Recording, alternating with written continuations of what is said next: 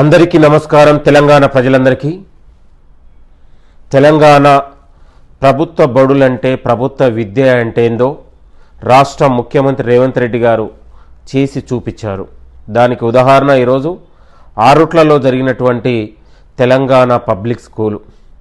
తెలంగాణ రాష్ట్రంలో కార్పొరేటు పాఠశాలలకు పోటీ పడే విధంగా అత్యంత అద్భుతంగా అత్యంత ప్రతిష్టాత్మకంగా ఇవాళ సకల సదుపాయాలతోని తెలంగాణ విద్యార్థి లోకానికి ఒక అద్భుతమైన పాఠశాలలను ఏర్పాటు చేసినటువంటి ఘనత మన ముఖ్యమంత్రి రేవంత్ రెడ్డి గారిది. ఇవాళ అంతకుముందు తెలంగాణ స్టేట్ మోడల్ స్కూల్గా ఉన్నటువంటి పాఠశాలను అత్యంత ప్రభుత్వం పైలట్ ప్రాజెక్టుగా అత్యంత ప్రతిష్టాత్మకంగా తీసుకొని తెలంగాణ పబ్లిక్ స్కూల్ని ఏర్పాటు చేసి ఇక నుండి తెలంగాణలో ప్రతి మండలంలో ఆరుట్ల లాంటి ఇవాళ పబ్లిక్ స్కూళ్ళు ఉండే విధంగా రాష్ట్ర ముఖ్యమంత్రి రేవంత్ రెడ్డి గారు గొప్ప ఆలోచన చేస్తూ ఉన్నారు. నేను అంటా ఉన్నాను, ప్రతిపక్ష నాయకులారా, ఇవాళ కేటీఆర్ కావచ్చు, ఇంకా ఉన్నటువంటి ప్రతిపక్ష నాయకులు కావచ్చు, మీకు నిజంగా నిజాయితీ చిత్తశుద్ధి ఉంటే ఇవాళ ప్రభుత్వ విద్యపై మీరు ఏదైతే దుష్ప్రచారం చేస్తున్నారో, అసత్యాలు ఇవాళ ప్రచారాలు చేస్తూ ఉన్నారో, మీకు నిజంగా నైతికత ఉంటే ఆరుట్ల స్కూల్ని కేటీఆర్ ప్రతిపక్ష నాయకులు సందర్శించాలి. రాష్ట్ర ముఖ్యమంత్రి గారు ఇవాళ తెలంగాణ యువతకు అత్యంత క్వాలిటీతో కూడిన నాణ్యతమైన విద్యను అందించాలనేది ముఖ్యమంత్రి గారి యొక్క ఆలోచన.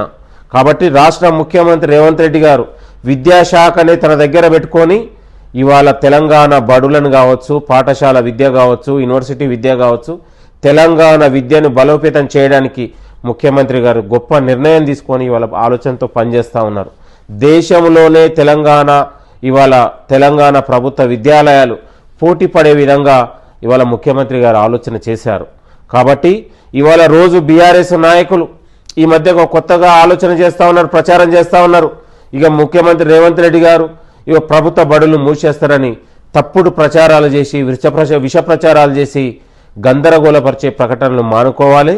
ఇవాళ ఆరుట్ల లాంటి పాఠశాల తెలంగాణలో ఏర్పాటు కావడం అంటేనే పేద మధ్యతరగతి విద్యార్థి లోకానికి ఒక నాణ్యతమైన విద్యను, కార్పొరేట్ విద్యను ముఖ్యమంత్రి గారు అందించడాన్ని తెలంగాణ ప్రజలందరం కూడా స్వాగతించాల్సిందిగా కోరుతా ఉన్నాం.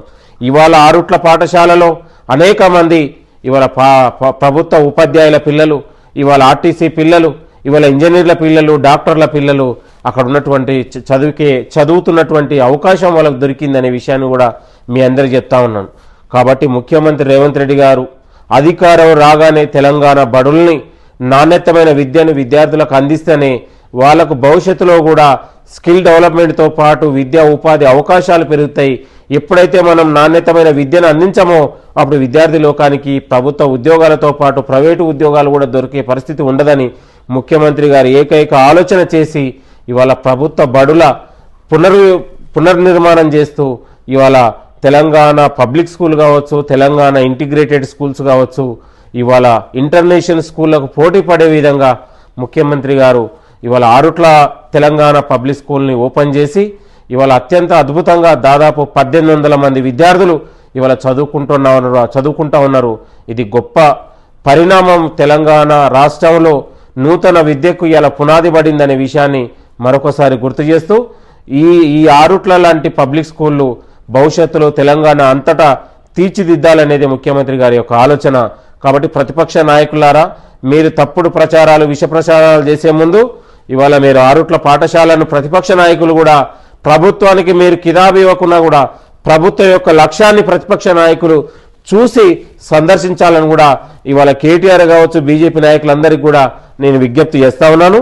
జై తెలంగాణ, జై ప్రజాపాలన.